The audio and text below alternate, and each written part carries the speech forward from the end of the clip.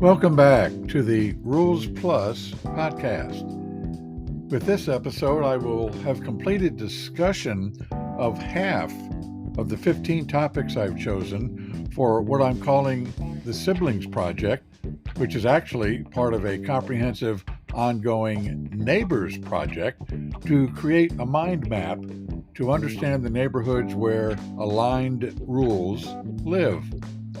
Our goal in studying NCAA football rules should be to resist approaching rules as if they are silos, and instead consider the ripple effects that rules have on each other. I've identified for analysis 15 pairs or dyads of rules I regard as siblings separated at birth.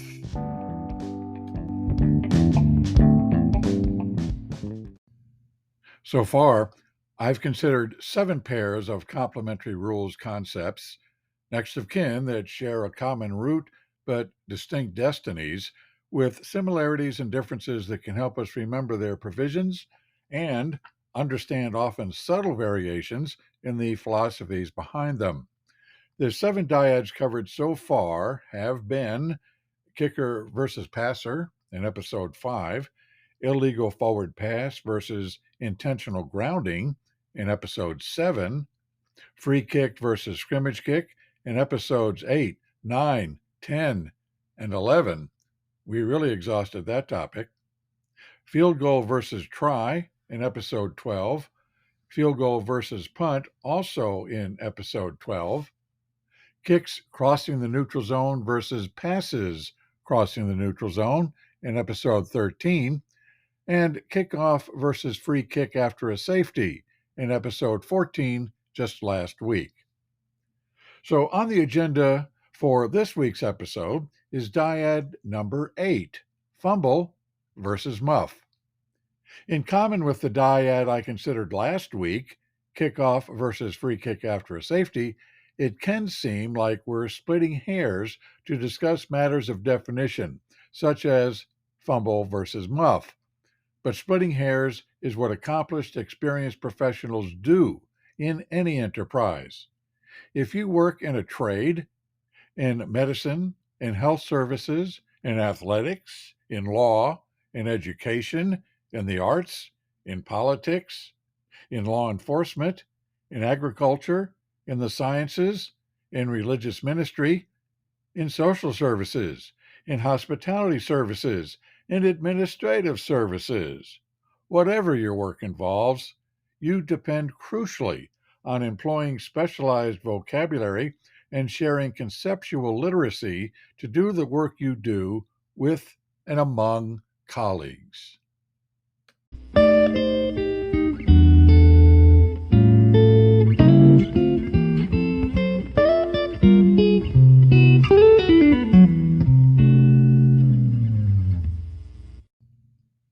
It is no different in officiating generally, and certainly in football officiating specifically, that very specialized vocabulary is essential. So, the obvious place to start in comparing the concept of fumbling with the concept of muffing is with their definitions. Fittingly, these two fundamental football concepts are presented in neighboring rules.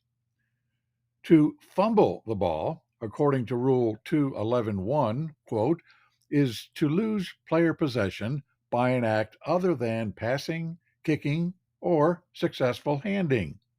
The status of the ball is a fumble, end quote. Note 4 key takeaways we should recognize based on this definition. 1. Player possession precedes a fumble. 2.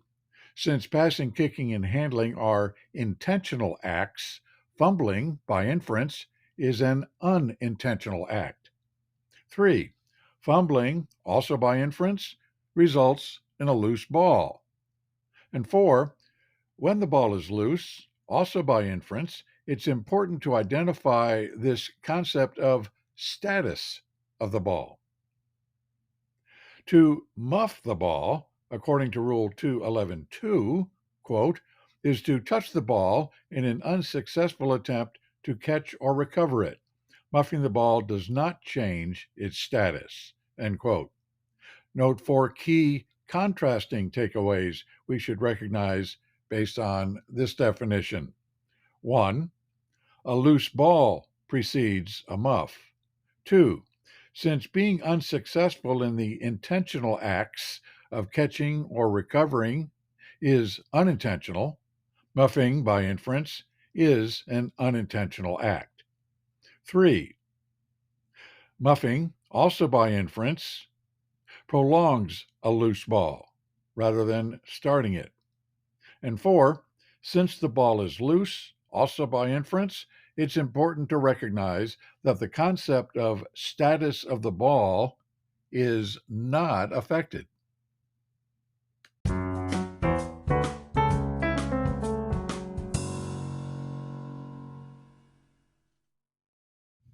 There we have it. Clear as day. The contrast between fumble and muff, right? In our study of the rules, these contrasting definitions tempt us to move on, feeling confidence in our understanding of the content and philosophy for each concept.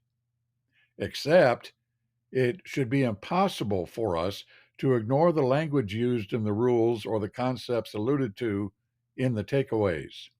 Between the definitions above and the other 9 rules in which fumbling and muffing have consequences, I count 22 critically important terms that we must understand in their football sense.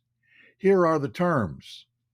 The citations for each one you can check for yourself, but almost all of them are in Rule 2 in various articles.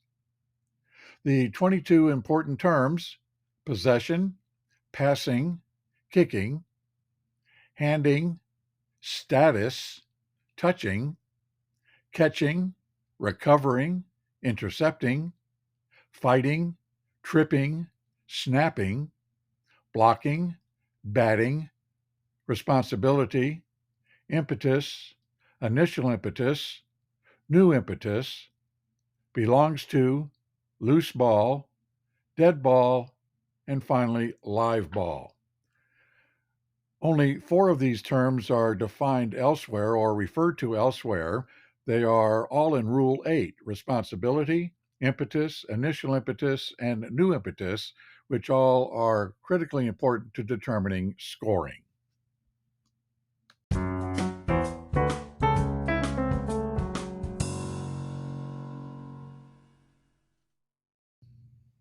In view of the relevance of so many related terms for the Fumble Muff rules dyad, I can't think of a dyad that better illustrates the point I've been hammering on, that our study of the rules should include meticulous consideration of rules neighborhoods.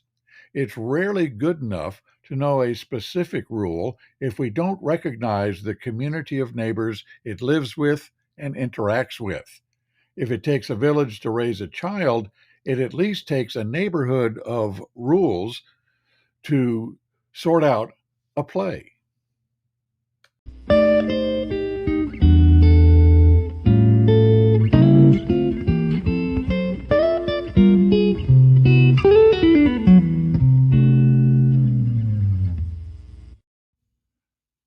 Before I share an illustrative play situation that we discussed in our most recent AFOA Rules Plus study session, a play that's typical of the sorts of knotty questions that can arise when a down involves a loose ball episode and a change of possession, I find this is a good opportunity to bust another football rules myth. In the last episode, concerning scrimmage kicks crossing the neutral zone, I'm confident that I put to bed the myth that a kick that doesn't cross the neutral zone isn't a kick. Well, let's also put to bed what the Rogers Rating Study Guide refers to as the myth of the muff, which goes very simply: you can advance a fumble, but you can't advance a muff. If you believe this myth, consider how to react to these 2 plays.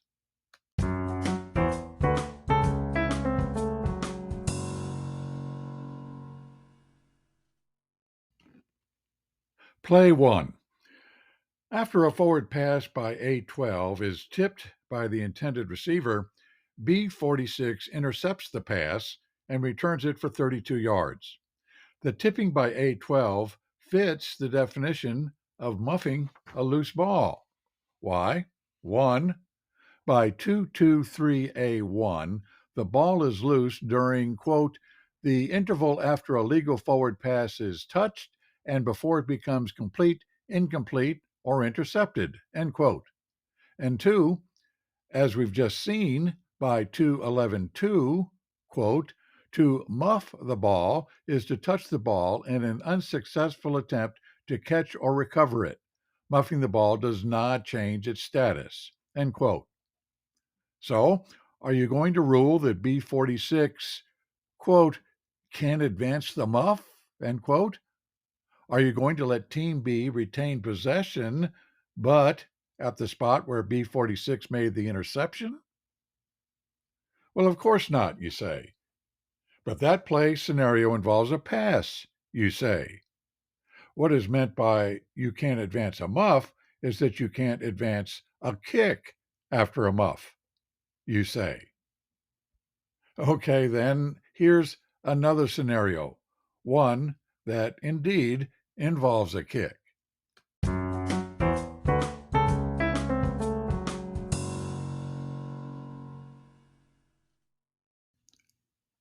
Play 2.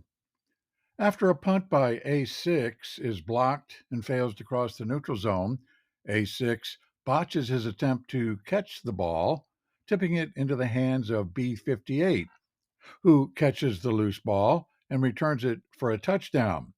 The botching by A6 fits the definition of muffing a loose ball. As in play 1, the ball has become loose and it has been muffed, and its status as a kick was not changed by the muffing. Indeed, the ball didn't cross the neutral zone, but as I just repeated about busting the kick must cross the neutral zone myth, the loose ball remains a kick. So, are you going to rule that B58 can't advance the muff? Are you going to let Team B retain possession, but only at the spot where B58 made the catch? We know from Rule 631 that, quote, a scrimmage kick that fails to cross the neutral zone continues in play. All players may catch or recover the ball behind the neutral zone and advance it, end quote.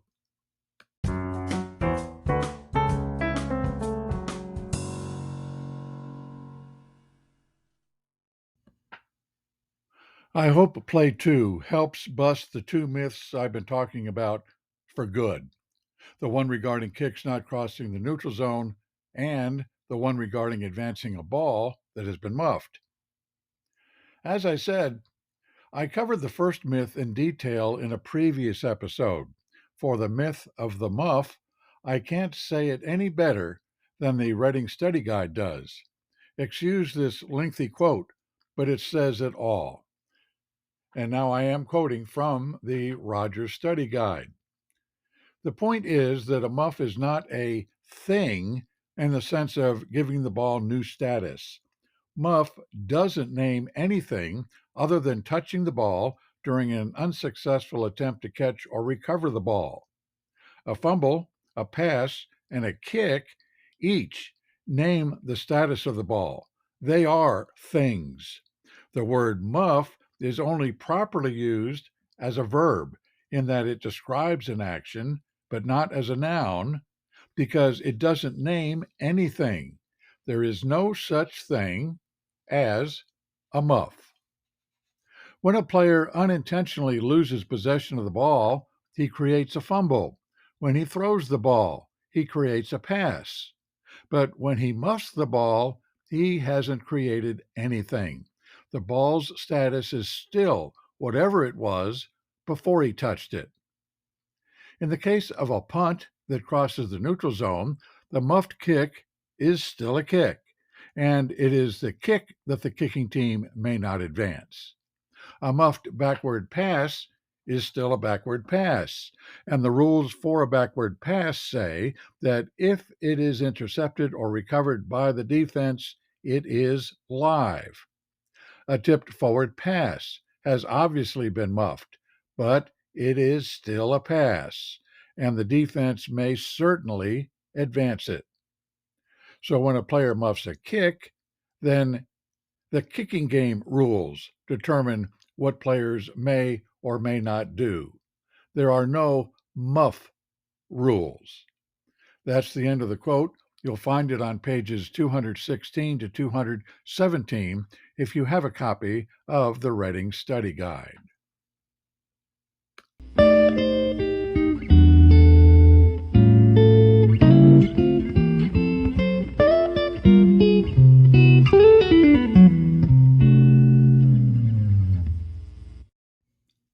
I want to close by talking about the durability of ball status. Understanding the concept of muffing a ball as a verb rather than as a noun is important in a more general sense than just getting kick plays correct. It's easy to overlook the second sentence in the brief definition of muffing in 211.2, namely, quote, muffing the ball does not change its status, end quote. This sentence reflects the very important football concept of the continuity and durability of the status of a loose ball, a concept that is consistent throughout the rules book. It is a critical concept to understand in determining possession, penalty enforcement, and scoring during downs when loose balls occur and changes of possession may also occur. Perhaps the fundamental demonstration of the concept of continuity of ball status is the collection of rules regarding, quote, responsibility and impetus when a ball is loose. You'll find these in Rule 8-7. This rule is critical in determining, for example, whether to rule a touchback or a safety when a loose ball and an end zone are involved in a play. Responsibility for a loose ball is assigned to, quote, the team whose player carries the ball or imparts impetus to it that forces it on, above, or across the goal line, end quote. That responsibility continues, quote, even though the ball's course is deflected or reversed after striking the ground or after touching an official or a player of either team, end quote. There really are only two circumstances that terminate initial impetus: kicking a ball not in player possession or batting a loose ball after it strikes the ground. This can be a difficult concept to remember or recognize, but it is a fundamental concept in American football. Compare, for example, how the concept of a ball's status differs in soccer. At the risk of oversimplifying, let me say that I have seen many instances in soccer when, after a shot is deflected by a defender, making it go into the goal, it is recorded as an own goal.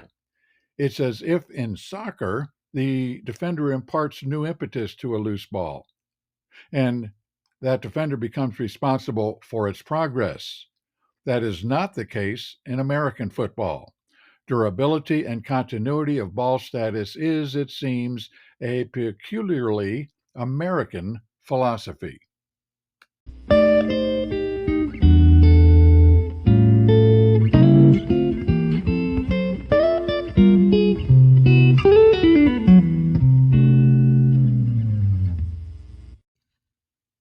So let me close this episode with this final play situation that I promised to share from our AFOA Rules Plus study session this past week.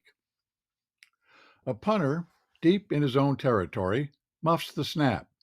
While chasing the ball that's bouncing around, his foot contacts the ball, causing it to go into the end zone, where his teammate, a player on the kicking team, recovers it. That player comes out of the end zone with the ball in his possession and returns the ball 100 yards for a touchdown. But Just as the return was starting, another of his teammates committed an illegal blindside block in the end zone. What should the ruling be? Did I say I'd share this play with you? Yes, but did I say I'd share the answer to what the ruling should be? No, I didn't. So I invite you to think about this play over the next week as I fiendishly say to you, to be continued.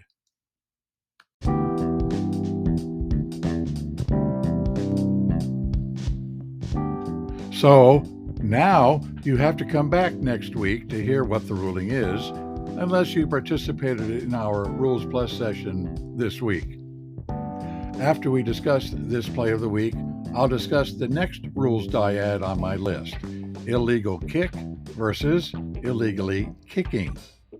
And let me remind you that if you'd like to learn more about us at the Austin Football Officials Association, do contact us.